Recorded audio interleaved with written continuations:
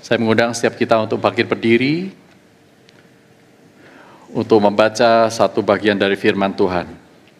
Ada beberapa bagian dari Alkitab kita akan baca selama khotbah nanti, tapi tidak mungkin kita baca semuanya di awal, maka saat ini kita hanya membaca satu perikop yang terambil dari Efesus pasal yang keempat, ayat 11 sampai dengan ayat yang ke-16. Efesus pasal 4, ayat 11 sampai dengan ayat yang ke-16. Saya akan bacakan dari versi TB2. Hai umat Allah, dengarlah, Tuhan berfirman demikian. Dialah, Kristuslah, yang memberikan baik rasul-rasul maupun nabi-nabi, baik pemberita-pemberita Injil maupun gembala-gembala dan pengajar-pengajar, untuk memperlengkapi orang-orang kudus bagi pekerjaan pelayanan, bagi pembangunan tubuh Kristus, sampai kita semua telah mencapai kesatuan iman dan pengetahuan yang benar tentang anak Allah, kedewasaan penuh dan tingkat pertumbuhan yang sesuai dengan kepenuhan Kristus.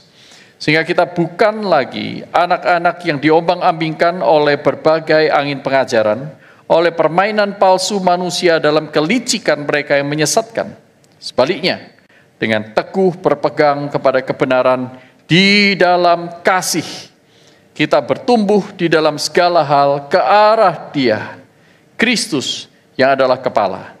Dari Dialah seluruh tubuh yang rapi tersusun dan diikat menjadi satu oleh semua sendi yang menopangnya, menerima pertumbuhannya sesuai dengan kadar pekerjaan tiap-tiap anggota dan membangun dirinya di dalam kasih. Mari kita berdoa.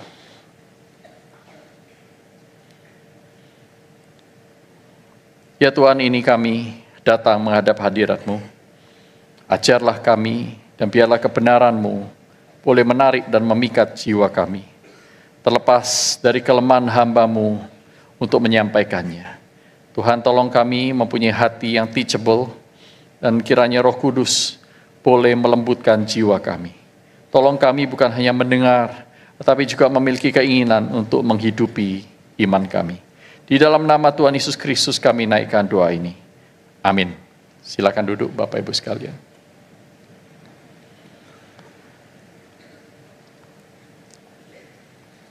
Pada zaman ini banyak sekali gereja yang dibangun dengan begitu megah.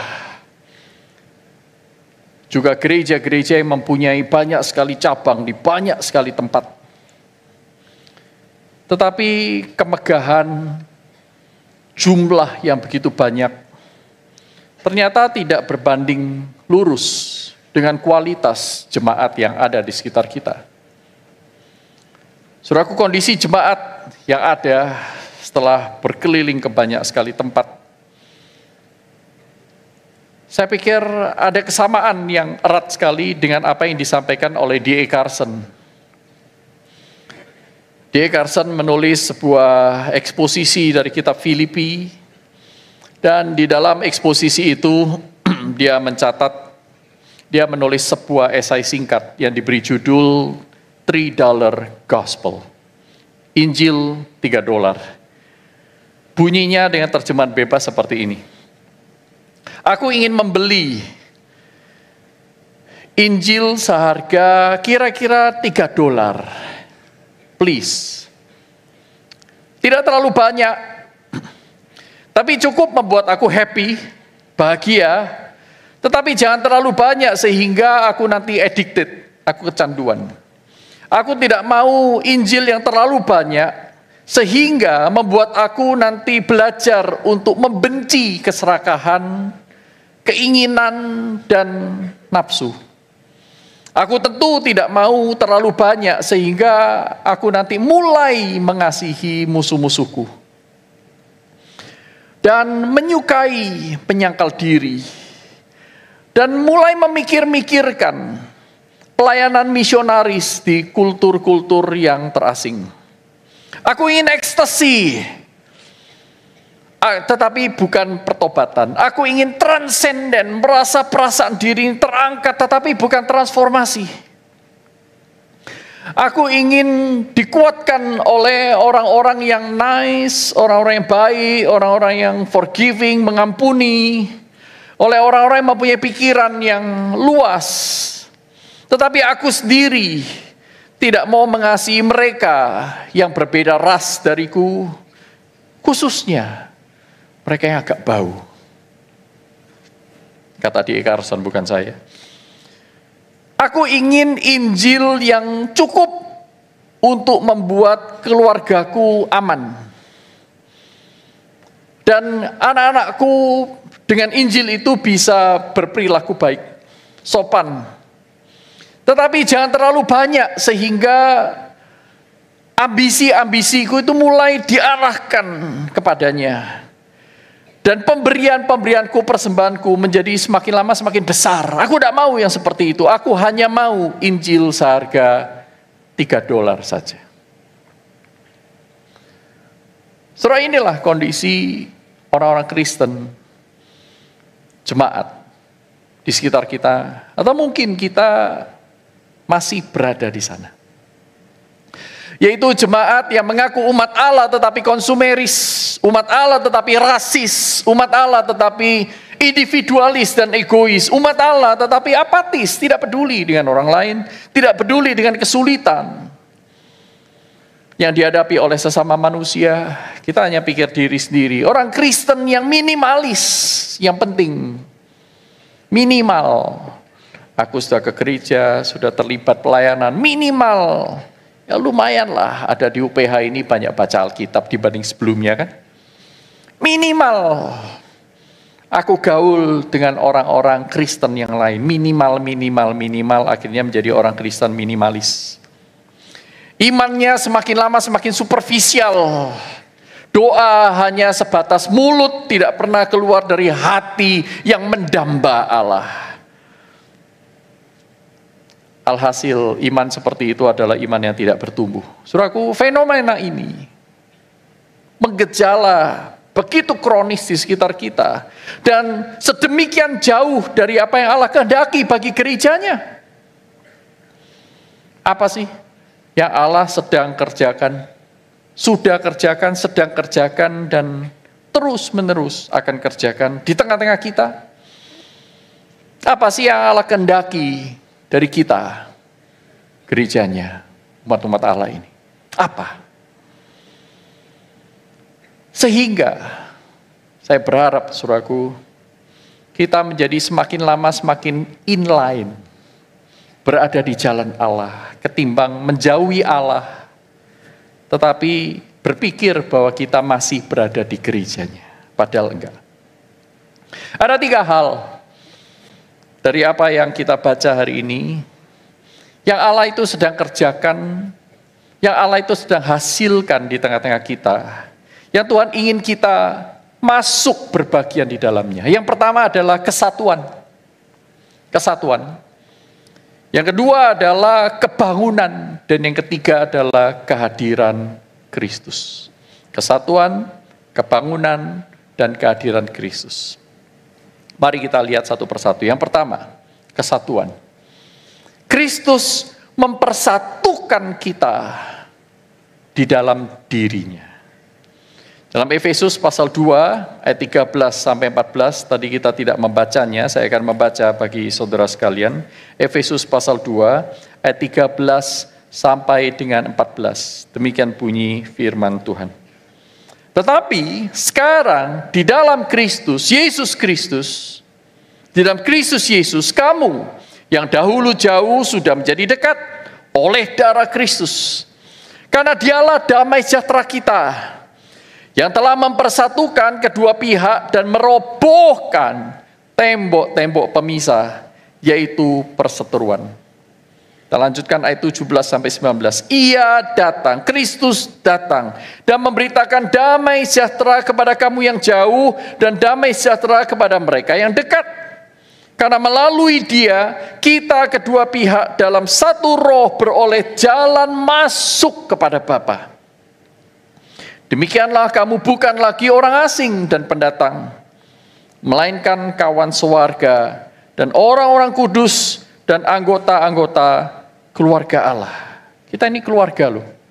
Coba katakan kiri dan kanan Anda, salami mereka atau towel sedikit. Kita keluarga loh. Kita keluarga loh. Di dalam Kristus ya.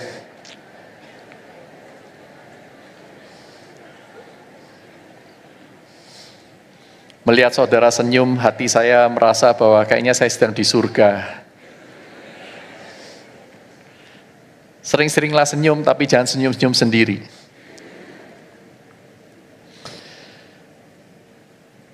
Saudara, dari beberapa ayat yang kita baca dikatakan bahwa Kristus itu telah datang dengan darahnya, dia mempersatukan, dia menciptakan semua golongan yang berbeda-beda ini. Ada yang jauh, ada yang dekat, Yahudi, non-Yahudi, Yunani, disunat, tidak disunat, apalagi sekarang gereja sudah ada di seluruh dunia. Dari berbagai macam ras, berbagai macam suku, berbagai macam golongan, golongan ekonomi, angkatan kohort yang berbeda-beda, pekerjaan, profesi berbeda-beda. Tuhan menciptakan dari semua golongan itu satu manusia baru. Satu, bukan banyak. Satu manusia baru, yaitu di dalam Kristus. Kita dipersatukan dalam dia menjadi satu tubuh.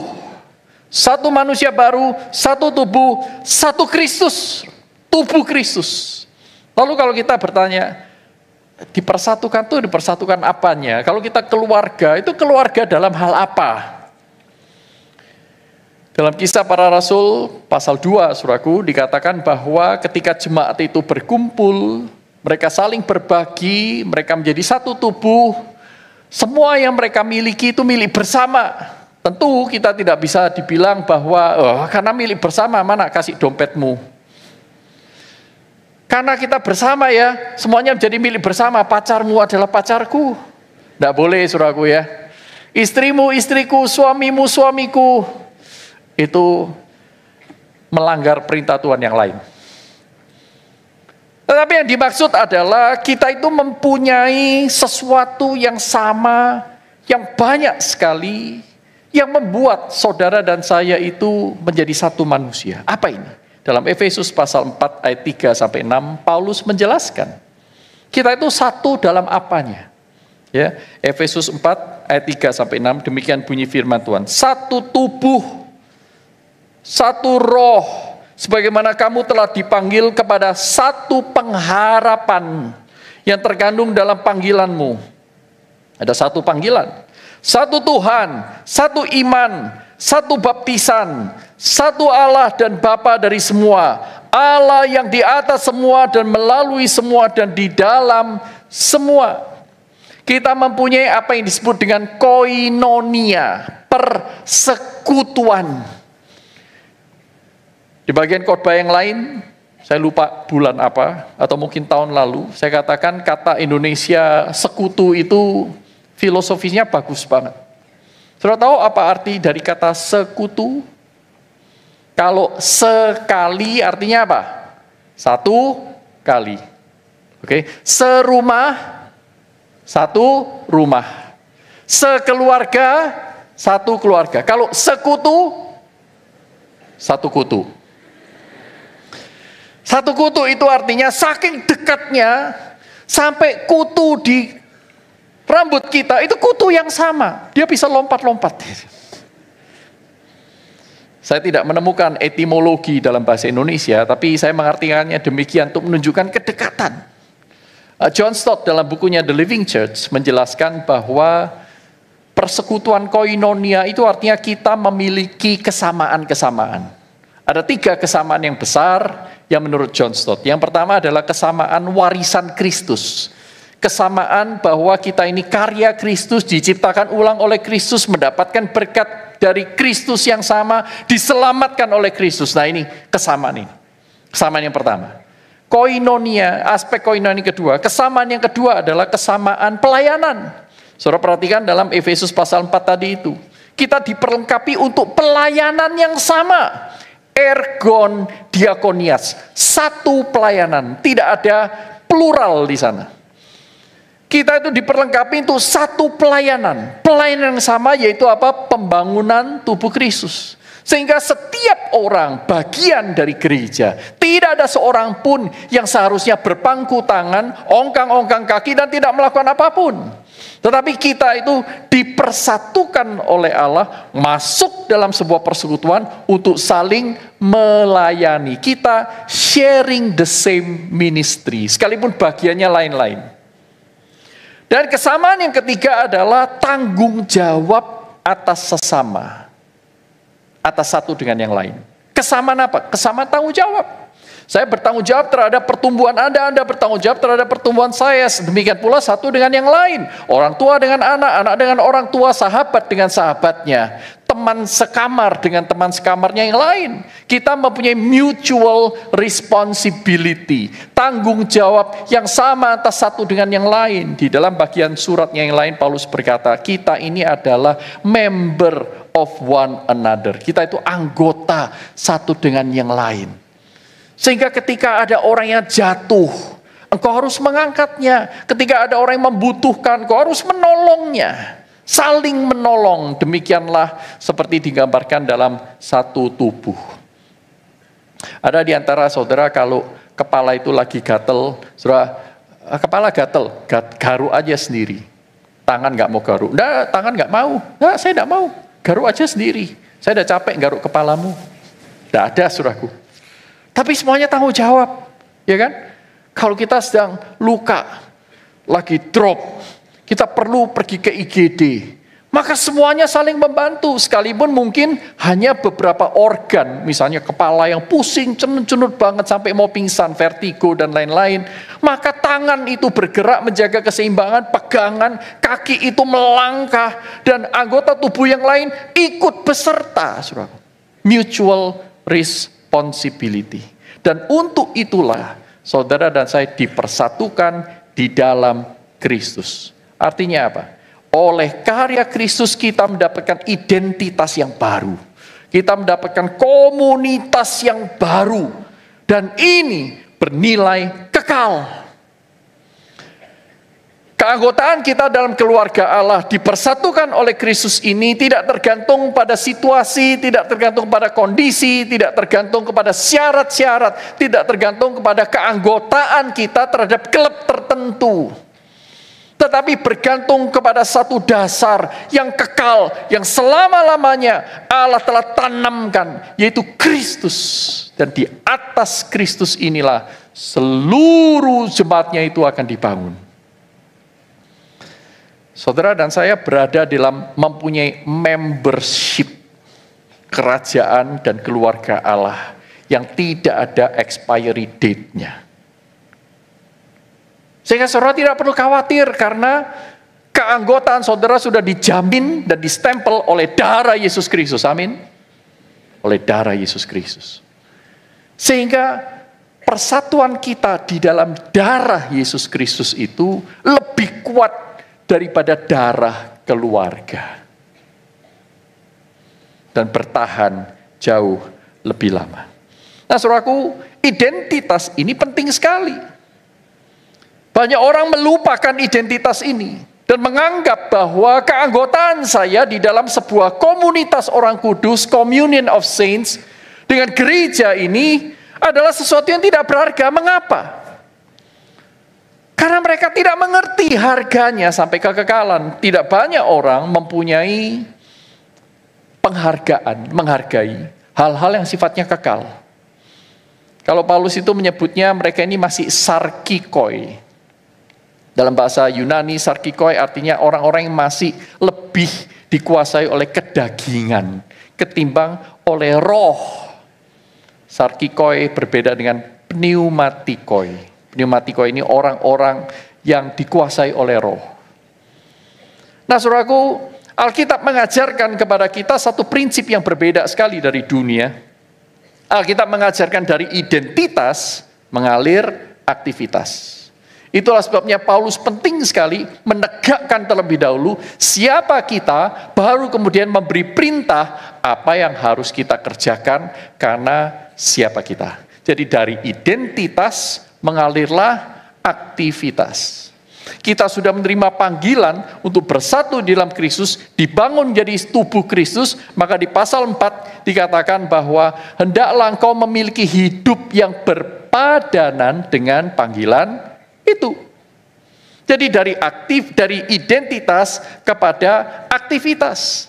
Kekristenan mengajarkan bahwa saudara dan saya adalah ciptaan yang baru. Yang lama sudah berlalu, sesungguhnya yang baru sudah datang.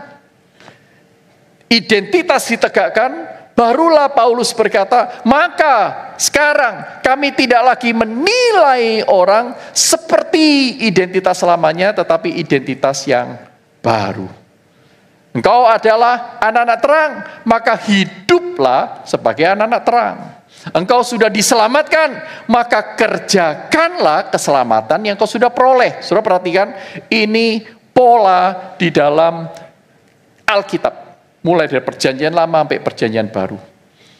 Engkaulah bangsa yang terpilih, imamat yang rajani, umat kepunyaan Allah untuk memberitakan pekerjaannya yang ajaib, yang telah membawa engkau dari gelap kepada terang. Perhatikan, dari identitas kepada aktivitas. Dan itulah yang sebenarnya membentuk realitas saudara dan saya. Ketika saudara dan saya mengukur diri, kok saya tidak bertumbuh ya, kok saya itu cuma jadi orang Kristen yang begini-begini saja, itu karena saudara dan saya masih punya masalah dengan identitas itu. Kita tidak mengerti betul siapa kita, maka kita hidupnya juga tidak betul. Apa yang diajarkan oleh dunia, saudaraku? Dunia mengajak kita untuk berlaku sebaliknya. Dari aktivitas untuk mendapatkan identitas. Apa yang dikatakan oleh dunia, saudaraku? Berbuatlah baik supaya kau menjadi orang yang selamat. Perhatikan ya. Bekerjalah, maka kamu akan jadi orang yang berguna. Bukan sebaliknya.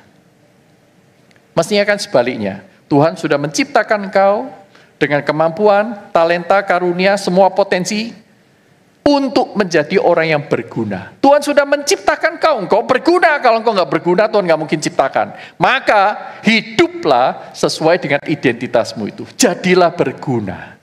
Saudara lihat ya bedanya di sana. Itulah sebabnya orang-orang Kristen yang sangat-sangat terpengaruh oleh cara berpikir dunia ini, mereka bukan malah mendapatkan identitas lewat pekerjaannya, mereka kehilangan identitas yang Allah sendiri pernah anugerahkan. Sementara itu kita mengejar-ngejar sesuatu yang kita tidak mungkin pernah dapat, saudaraku. Karena apa? Identitas tidak pernah didapat lewat aktivitas. Tetapi identitas diberikan oleh Sang Pencipta. Ketika kita membuat identitas buat diri kita sendiri, kita justru failed. Kita akan kecewa. Karena identitas buatan kita tidak pernah sempurna dan tidak akan pernah memenuhi kebutuhan kita yang paling mendasar. Yang semuanya sudah diberikan di dalam Yesus Kristus. Saudaraku, kita diciptakan ulang oleh Allah, dipersatukan oleh Allah, dan Allah sudah merobohkan tembok-tembok pemisah itu, sehingga kita itu menjadi kawan sewarga, keluarga Allah, bukan lagi pendatang ataupun orang asing. Sehingga seharusnya orang-orang Kristen yang mencintai Tuhan juga akan mencintai yang lain yang Tuhan cintai. Sehingga orang-orang Kristen seharusnya yang tumbuh sehat, yang mengerti identitas dan mengerti apa yang Allah kerjakan untuk kita, tidak sepatutnya kita itu senang dengan perpecahan. Tidak seharusnya saudara dan saya senang dengan pemisahan di dalam tubuh Kristus. Tubuh Kristus memang berbeda-beda, tetapi menginginkan perpisahan itu dua hal yang berbeda. Tangan tidak sama dengan kaki, tetapi kalau tangan berkata, aku tidak butuh kaki, itu keliru. Tidak lagi menurut kepada spirit dari sang kepala. Saya mengutip perkataan Karl Barth dalam Church Dogmatics, volume 4, bukunya yang pertama, dia mengatakan demikian. Jikalau seseorang bisa menerima tanpa protes, atau bahkan dia menyukai perpecahan-perpecahan, maka orang itu mungkin saja dia adalah anggota denominasinya, anggota alirannya, tradisinya yang loyal dan baik. Mungkin saja, bisa jadi. Dia bisa menjadi seorang Roma Katolik yang baik, dia menjadi seorang Reform yang baik, dia menjadi seorang Baptis yang baik, dia menjadi anggota Ortodoks yang baik, dia menjadi anggota karismatik yang baik. Tetapi jangan berpikir, jangan berimajinasi, kata Calvert, bahwa dia adalah seorang Kristen yang baik. Kalau dia suka memecah-mecahkan. Kalau dia tidak pursuing the church unity. Hal yang kedua, Kristus mempersatukan kita di dalam dirinya. Yang kedua adalah Kristus membangun kita. Pasal 2 ayat 20 ayat 21 surat Efesus berkata demikian. Yang dibangun di atas dasar para rasul dan para nabi dengan Kristus Yesus sebagai batu penjuru. Ayat 19 ya tadinya ya. Demikianlah kamu bukan lagi orang asing dan pendatang, melainkan kawan sewarga dari orang-orang kudus dan anggota-anggota keluarga Allah, yang dibangun di atas dasar para rasul dan para nabi dengan Kristus sebagai batu penjuru. Di dalam dia tumbuh seluruh bangunan, rapi tersusun menjadi bait Allah yang kudus di dalam Tuhan. Dibangun di atas dasar para rasul dan para nabi. Siapa yang bangun? Dalam Matius 16 ayat 18 Tuhan Yesus berkata kepada Petrus, engkau Petros, dan di atas Petra ini aku akan membangun jemaatku. Aku akan mendirikan jemaatku. Aku yang akan mendirikan jemaatku. Jadi siapa yang membangun gereja? Kristus. Kristus adalah subjek, pelaku utama yang membangun gerejanya. Itulah sebabnya dalam Efesus pasal 4 ayat 11 sampai 13 tadi kita melihat, dialah, Kristuslah yang memberikan baik rasul-rasul maupun nabi-nabi, baik pemberita-pemberita Injil maupun gembala-gembala dan pengajar-pengajar untuk memperlengkapi orang-orang kudus bagi pekerjaan pelayanan, bagi pembangunan tubuh Kristus. Siapa yang bangun? Kristus. Kristus yang membangun gerejanya. Bukan manusia, bukan orang lain, bukan sinode dengan program church plantingsnya, bukan siapapun yang lain selain Kristus. Ketika Kristus membangun sumber, resources yang membangun, itu sumbernya apa? Tidak lain adalah kasih Kristus. Kasih Kristus yang membuat anggota-anggota tubuh Kristus itu bertumbuh. Di dalam kasih, untuk kasih. Saudara perhatikan dalam pasal 4 ayat 15 sampai 16. Sebaliknya, dengan teguh berpegang, ini yaitu orang-orang Kristen yang bertumbuh, yang dewasa, yang bukan lagi anak-anak diombang-ambingkan oleh angin-angin pengajaran itu. Sebaliknya, mereka akan dengan teguh berpegang kepada kebenaran di dalam kasih. Kata teguh berpegang kepada kebenaran, ini sebenarnya cuma satu kata, saudaraku. Truthing. Truth, tapi ditambah ing. Truthing. Jadi seseorang yang terus-menerus menginginkan, menyukai, mengusahakan kebenaran. Itu maksudnya, kata yang dipakai di sini. Tetapi dia bukan hanya menyukai, mempromosikan, meninggikan kebenaran, namun dikatakan di dalam kasih. Karena kebenaran hanya bertumbuh subur di dalam kasih. Tanpa kasih, kebenaran akan menimbulkan kebencian. Tanpa kasih, kebenaran justru di tangan orang bisa dimonopoli, bisa dimanipulasi untuk meninggikan diri. Tanpa kasih, kebenaran tidak menjadi kebenaran. Saudaraku, maka di sini diperlukan kasih. Kita bertumbuh dalam segala hal ke arah Dia. Di dalam kebenaran dan kasih, kita bertumbuh dalam segala hal ke arah Dia. Kristus yang adalah kepala. Dia yang adalah sang kebenaran. Dia yang adalah kasih.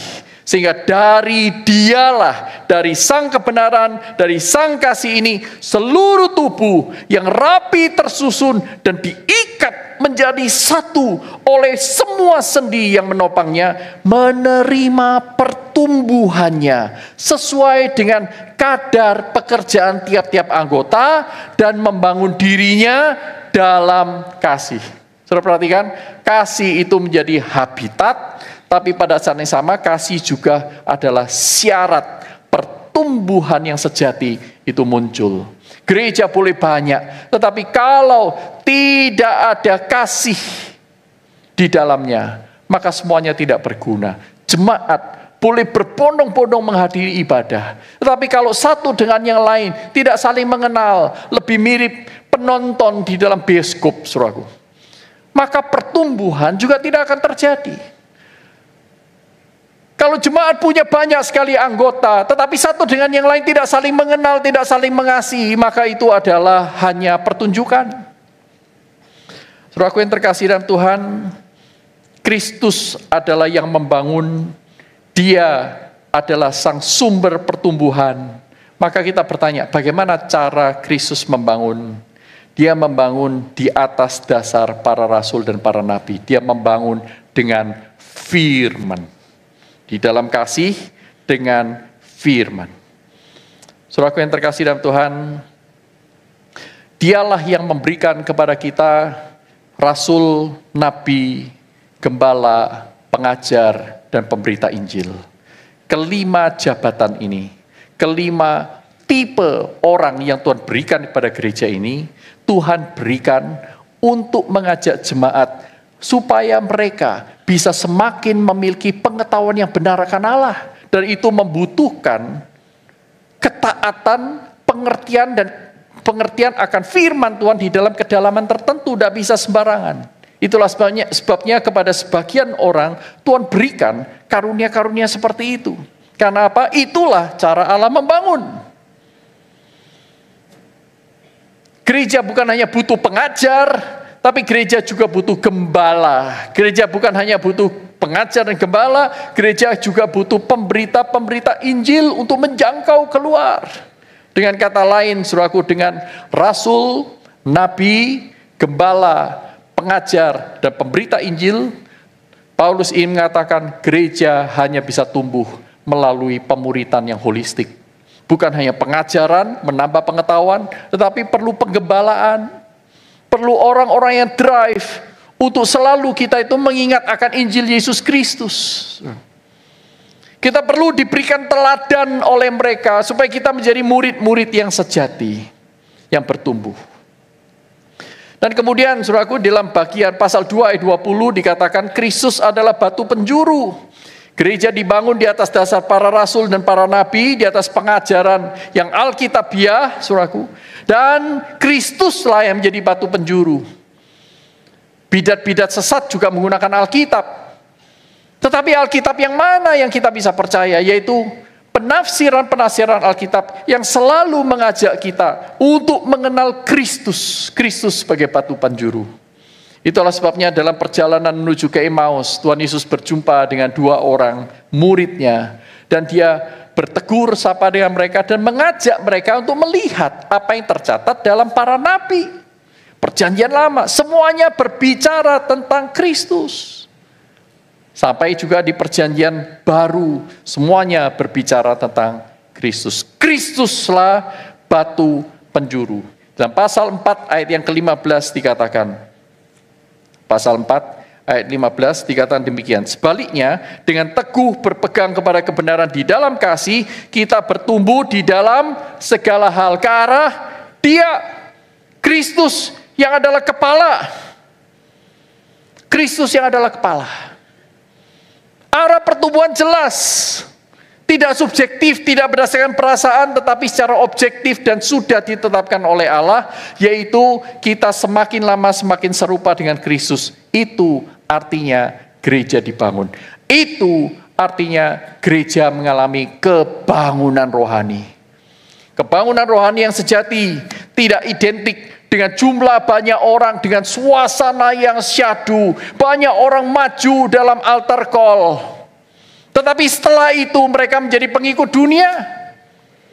Kebangunan rohani tidak identik dengan suasana, style ibadah yang memukau dan menarik emosi kita, saudaraku. Tetapi kebangunan rohani yang sejati terjadi pasti ketika seseorang semakin mencintai Tuhan, semakin rindu memberi dirinya kepada Tuhan, semakin menyadari bahwa tanpa Tuhan hidupnya tidak ada makna.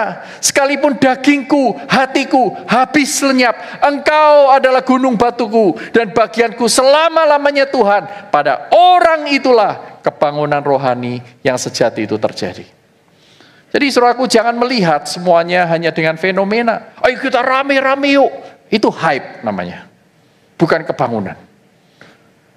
Bisa enggak kebangunan terjadi lewat kebaktian-kebaktian seperti itu? Bisa, tetapi tidak identik.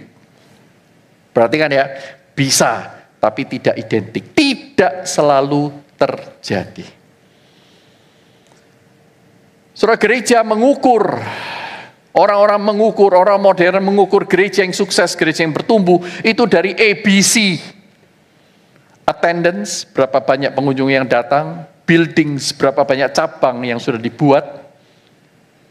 C-nya itu cash flow, berapa banyak uang kita generate. Sehingga kita bisa bangun lagi. Tetapi ini adalah keinginan dan nafsu duniawi.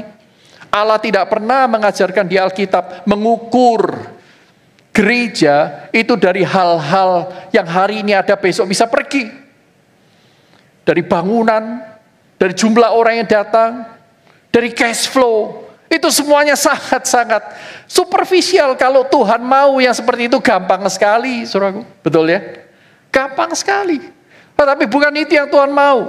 Proyek kebangunan rohani Tuhan itu adalah pada tubuhnya. Menjadi semakin serupa dengan Dia. Jadi pertanyaan terakhir, apa yang dibangun oleh Kristus? Tubuhnya. Orang-orang percaya. Di sanalah kebangunan rohani yang sejati itu terjadi. Kalau sekumpulan orang punya keuangan yang kuat, dia bisa bangun gedung yang mewah.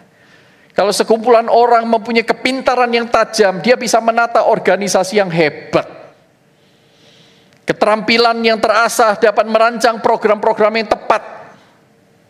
Sasaran memenuhi kebutuhan jemaat. Kesenian yang indah dapat menghadirkan acara ibadah, style ibadah yang memikat. Kepemimpinan yang tangguh dapat melahirkan terobosan-terobosan yang mengagumkan, yang mungkin tidak dilakukan oleh banyak orang.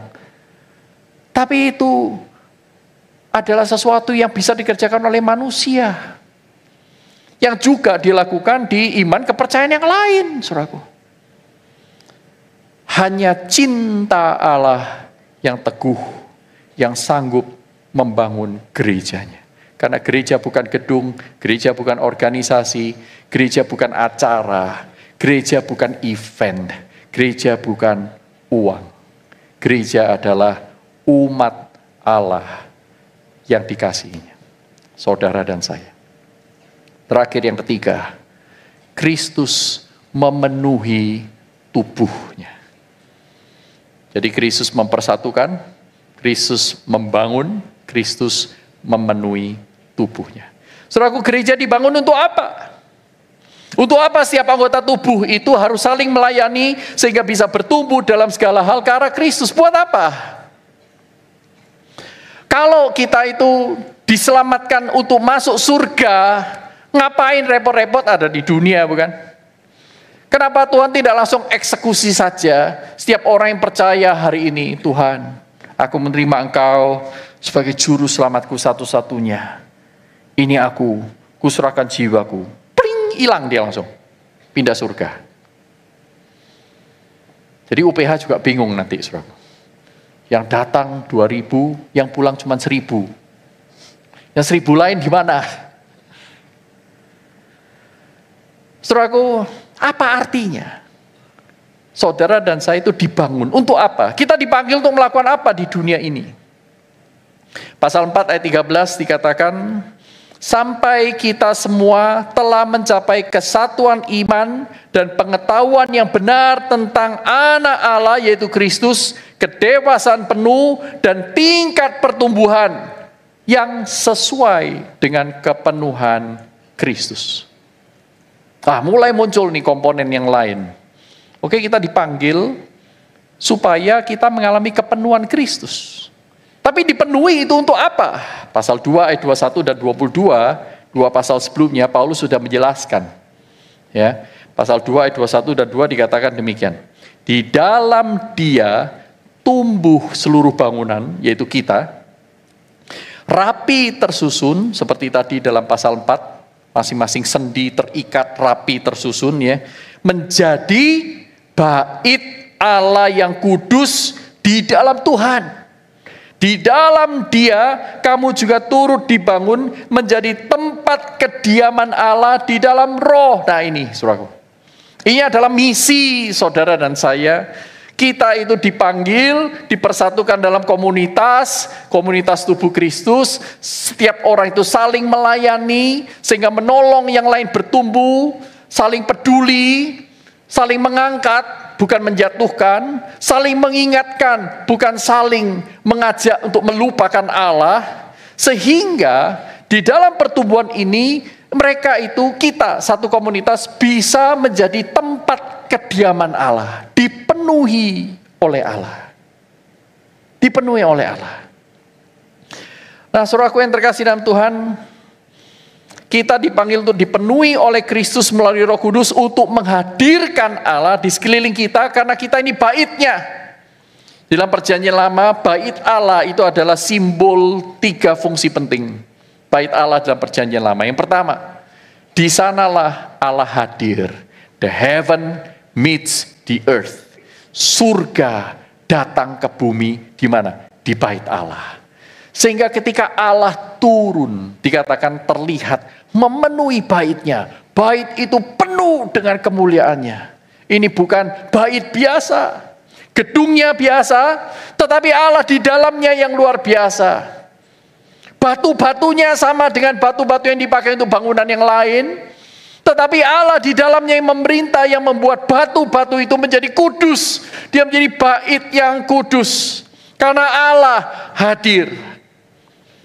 Fungsi yang kedua, di sanalah di bait Allah itu terjadi penebusan dosa. Korban-korban dipersembahkan, orang-orang dipertemukan kepada rahmat Allah, mendapatkan pengampunan yang diwakili oleh para imam. Dan yang ketiga, di bait Allah lah umat yang sudah diperdamaikan, umat yang sudah mengalami dan mengenal Allah itu menyembah Dia sebagai respons. Tetapi di Perjanjian Baru, saudaraku, dalam Yohanes pasal 4 ayat 21 dan 24, pergeseran itu sudah mulai terjadi.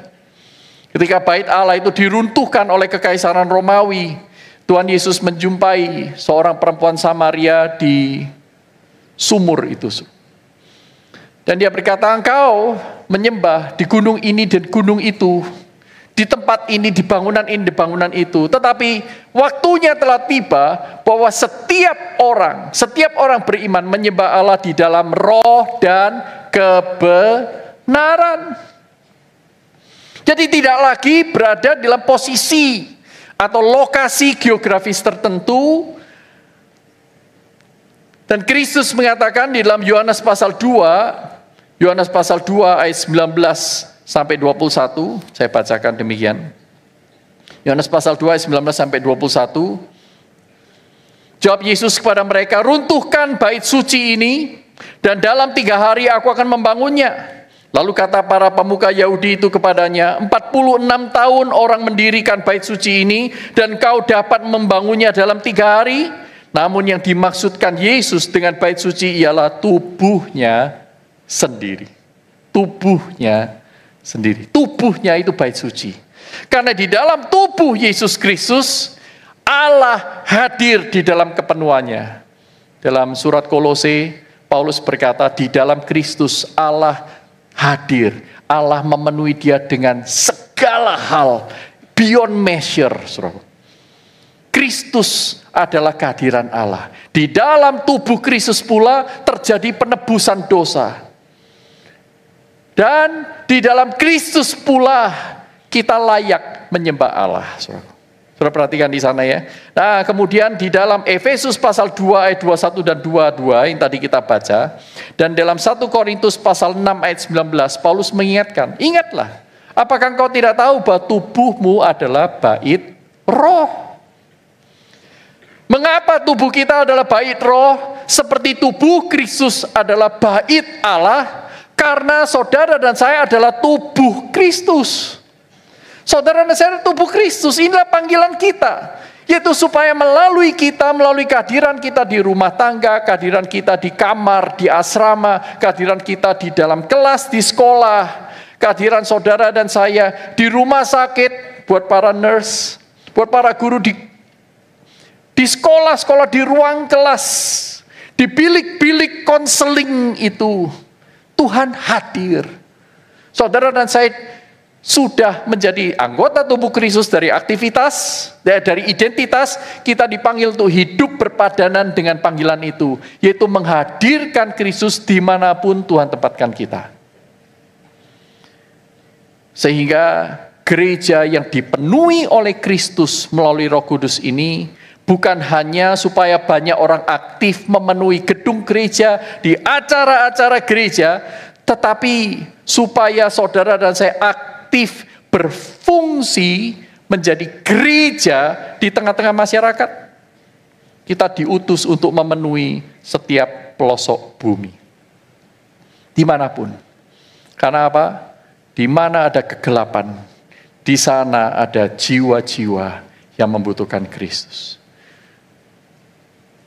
Di mana tidak ada Injil, di sana orang-orang sangat membutuhkan kasih Kristus. Saudaraku, di sebuah desa kecil di Inggris, di akhir abad ke-18, hidup seorang tukang sepatu. Tidak sekeren Anda dan saya. Tukang sepatu. Namanya William Carey. Setiap hari tangannya menjahit sepatu, namun hatinya dijahit oleh kasih Allah bagi dunia. Malam hari ia berdoa di depan peta yang lusuh itu. Dia berkata, Tuhan, kirimlah terang-Mu ke bangsa-bangsa. Jutaan orang di India hidup dalam kegelapan, belum mengenal Engkau. Kemudian William Carey bercerita kepada banyak orang. Dan banyak orang memberi respons negatif kepadanya dengan berkata, biarlah Tuhan melakukannya sendiri. Dia tidak butuh tukang sepatu kayak kamu. Tetapi Carey menjawab, expect big things from God. Harapkan hal-hal besar dari Allah. Dan usahakan attempting great things for God. Usahakanlah hal-hal besar bagi Allah. Dan itu menjadi doa William Carey. Sampai suatu kali beberapa jemaat, sekumpulan kecil jemaat itu mendengarnya. Dan mereka berdoa menangis bersama-sama dengan William Carey. Dan mereka kumpulkan uang untuk utus William Carey pergi ke India. Dan terkumpullah hanya 13 pound sterling. Kecil sekali. Tetapi jemaat ini jemaat yang mengasihi Tuhan, dipenuhi oleh Allah, kebangunan rohani terjadi sekalipun hanya belasan orang. Tidak perlu ribuan orang. Kebangunan rohani yang sejati tidak tergantung jumlah. Maka dari 13 pound sterling itu lahirlah sebuah gerakan yang besar, yaitu Baptist Missionary Society dilahirkan. Sebuah organisasi yang mengutus misionaris. Sehingga hari ini mereka sudah melayani di 4 benua dan 30 negara. Dari William Carey dan 30 pound sterling dan belasan jemaat yang mendoakan dia. Akhirnya Carey pergi ke India.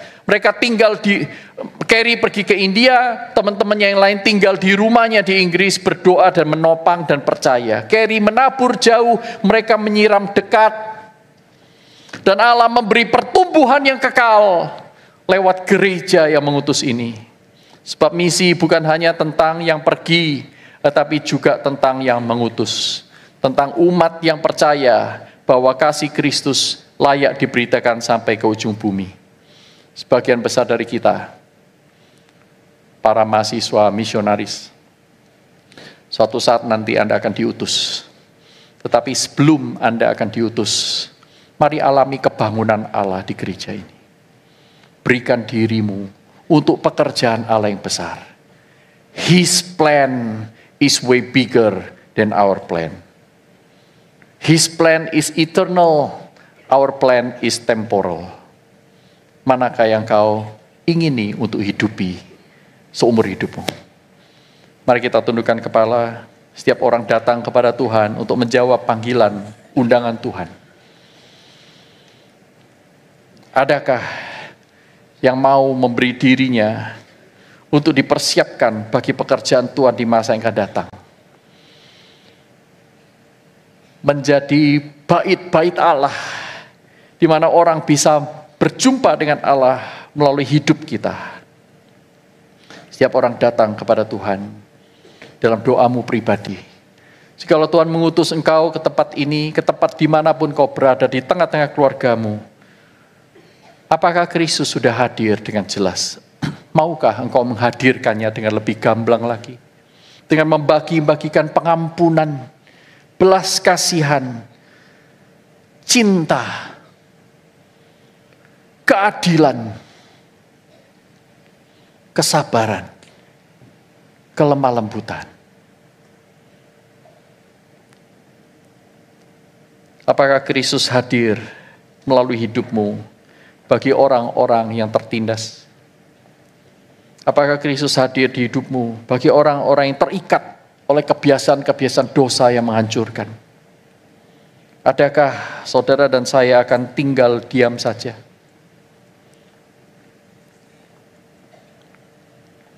Mari menjadi Kristus-Kristus kecil yang berfungsi, yang beraktivitas, karena identitas itu sesungguhnya sudah Ia berikan. Sudah Ia teguhkan di salib Yesus Kristus. Oleh darahnya yang kudus, saudara sudah menjadi ciptaan yang baru. Tuhan, tolong kami untuk terus-menerus gelisah ketika kami berusaha menjauhkan diri dari panggilan. Jangan biarkan kami merasa aman ketika kami berada di jalan yang keliru. Jangan biarkan kami menikmati kehidupan di dalam kegelapan. Tapi sebaliknya Tuhan, kuatkan kami untuk taat kepada firman-Mu melalui kekuatan Roh Kudus-Mu untuk hidup di jalan. Kami orang yang lemah, kami orang yang papa. Kami sangat membutuhkan firman-Mu, kami membutuhkan komunitas-Mu, kami membutuhkan rahmat-Mu lebih daripada yang lain. Inilah kami, utuslah kami. Jadikan kami terang yang bersinar di tengah kegelapan di sekitar kami. Di dalam nama Tuhan Yesus Kristus, Juru Selamat kami yang hidup. Semua yang percaya katakan, amin.